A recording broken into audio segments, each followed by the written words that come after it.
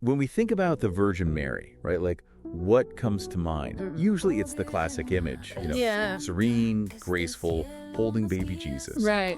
But get ready to have that perception kind of flipped on its head today. Because the Mary we're diving into today, she's all about action. Oh, tell me more.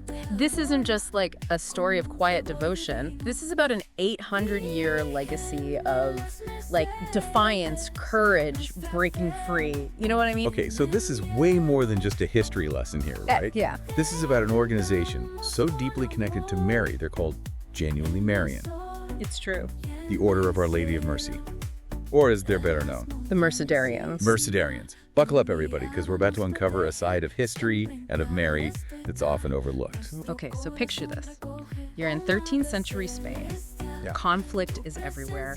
Christians are constantly being taken captive. We're not just talking prisoners of war, but like ordinary people, snatched in raids, just facing this terrifying reality of life as a hostage. And it's not even just losing your freedom, right? It's potentially your faith, too, while you're cut off from everything and everyone you know. I mean, it's hard to even imagine that. Exactly. And this is where our story takes a turn. Enter Pedro Nolasco, Okay, a young merchant who's deeply troubled by the plight of these captives. right.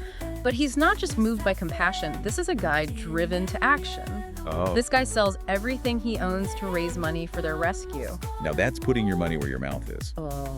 But even with all the best intentions in the world, rescuing captives from hostile territory, I mean, talk about a monumental task. He must have felt the weight of the world on his shoulders. He did, and so he does what any of us would do. He seeks guidance from the ultimate source, Let me guess. the Virgin Mary herself. Of course. He heads to the Montserrat Monastery, which, a place known for its connection to Mary. And on August 1st, 1218, wouldn't you know it, Mary appears to him in a vision. Okay, I love a good vision story. So Yeah. what happened? Did she offer words of comfort, a gentle nudge in the right direction? Not exactly. This was Mary taking charge. She gives Nolasco a direct command, found a religious order dedicated to freeing captives. Wow. Talk about a call to action. Yeah. But this wasn't just about, creating another religious order, right? This was something different. Oh, absolutely. This was different. This was radical, even. Nolasco was tasked with establishing an organization that would literally put its members' lives on the line. This wasn't charity. This was a spiritual crusade, fueled by mercy. And I'm sensing Nolasco wasn't one to back down from a challenge. Not at all. He secured the support of King James Asaras himself, and a little over a week later, boom, the Order of Our Lady of Mercy is officially born on August 10th, 1218. They didn't mess around back then. I can already see why this story still resonates after all this time. So we got daring rescues, divine intervention. What else makes these Mercedarians so unique? Most religious orders at the time took the vows of poverty, chastity, and obedience, right? The Mercedarians, they decided to up the ante with a fourth vow. What? There's a fourth vow. A fourth vow! And they vowed to offer themselves in exchange for a captive. Wait a minute, are you serious? They were willing to become prisoners themselves? Yes. To trade their freedom for someone else's? It's true. Are you kidding me? It's a level of commitment that's hard to fathom. It really is. It speaks volumes about their dedication to this mission, to the point where their own well-being became secondary to freeing others. Okay, yeah, I'm starting to see why they're called Genuinely Marian, but I have to ask, how many captives are we talking about here? Okay, get this. Yeah. Some accounts estimate they freed as many as 60,000 captives throughout their existence. 60,000. 60,000. Let that number sink in for a moment. 60,000 people given a second chance at life, at faith, at freedom. That's an incredible legacy. Wow, that's not just a drop in the bucket. That's changing the course of history for thousands of people. Right. But it does make you wonder, what happens to an order so dedicated to freeing captives when the nature of captivity itself changes? That is the million-dollar question. Right. And one that speaks to the incredible adaptability and enduring relevance of the Mercedarians. Because as the world changed, so did their mission. So we've got these, medieval knights, right? Risking it all to free captives. Right. But what happens when chains and dungeons aren't the main problem anymore? Do they just pack it up, call it a day?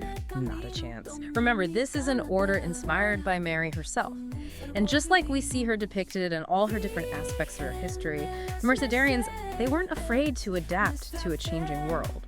So they started focusing on what they called new captivities. New captivities. Okay, that has a real, we've got you in our sights kind of ring to it. But what does that actually mean? Think of it this way. Are there things that hold people captive even if there aren't, like literal chains involved?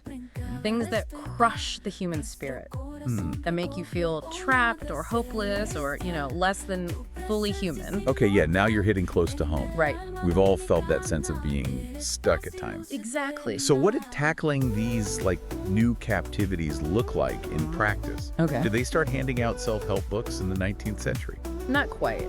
But you're picking up what we're putting down here. Remember how they were all about fighting against forced religious conversion back in the day? Right. Well, that commitment to freedom of conscience didn't just disappear. Okay.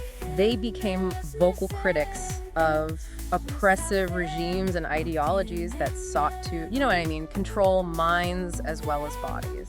That makes a lot of sense.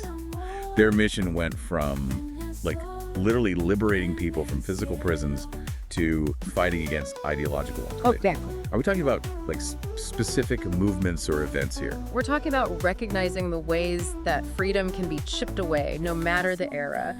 So they championed this inherent dignity of every person, whether they were languishing in a dungeon or trapped in poverty. That's like they took that image of breaking chains to a whole other level. Right. Literally and figuratively. But let's be honest, sometimes it's easier to grasp a concept when we have a face to go with it. And we've talked a lot about the Mercedarians. Sure. But what about Mary in all of this? How did they actually represent her in connection with their mission? Well, this document you shared, it mentions a very specific image. Okay. The Virgen de la Merced Peregrina. Okay. And this isn't just any old image. This one was created specifically for the order's 800th anniversary. 800 years. Okay, it's got to be a story behind that image. So paint us a picture. What does she look like? Give us the details. Picture this. She's standing tall. She's got this incredible expression of compassion and strength on her face. But here's the kicker at her feet. Broken chains. Completely shattered. Whoa.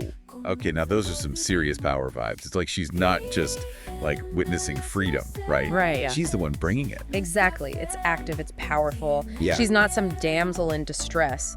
She is the breaker of chains. And it captures the spirit of the Mercedarians throughout the centuries, confronting oppression head on with Mary as their guide and their protector.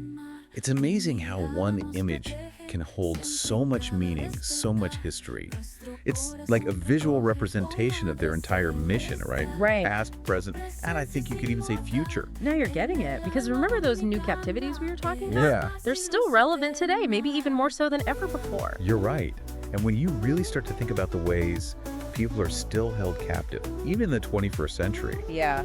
it's kind of overwhelming. It can be, can it? But that's what's so powerful about that image of the Virgen de la Merced Peregrina, right? Yeah. Those broken chains at her feet. It's almost like she's staring down those 21st century challenges right alongside us. Like she's saying, yeah, things are tough, but don't you dare give up on the fight for freedom.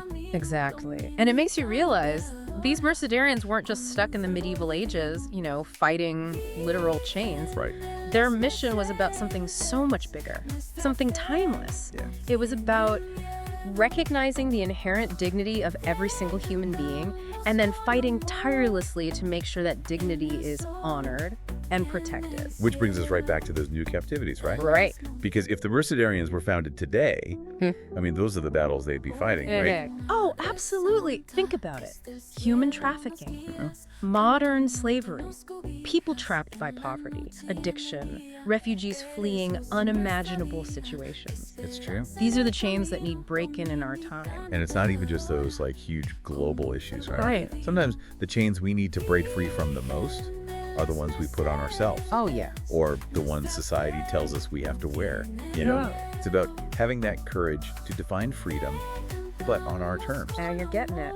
The Mercedarians, they challenge us to look beyond the obvious, to see those subtle ways freedom can be chipped away. Right. It's about those situations that diminish the human spirit, that make us feel less than fully alive. That's a really powerful message, and one that I think is really easy to forget, just in the day-to-day. We get so caught up in our own lives, it's easy to miss those opportunities to, fight for somebody else's freedom, even in small ways. You're so right, but that's what's so brilliant about this whole Mercedarian story. Yeah. It reminds us that we all have a part to play in breaking those chains.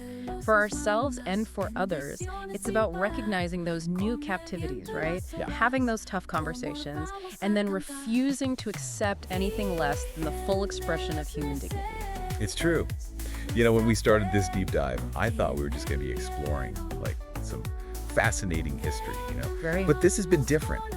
This is different. It's like the Mercedarians are throwing down a challenge, even after all this time. It makes you wonder, like, what would a 21st century order of mercy even look like? And then where do we fit in? That's the question, isn't it? And maybe, just maybe, the answer to that question, it lies within each of us. What chains are you willing to break?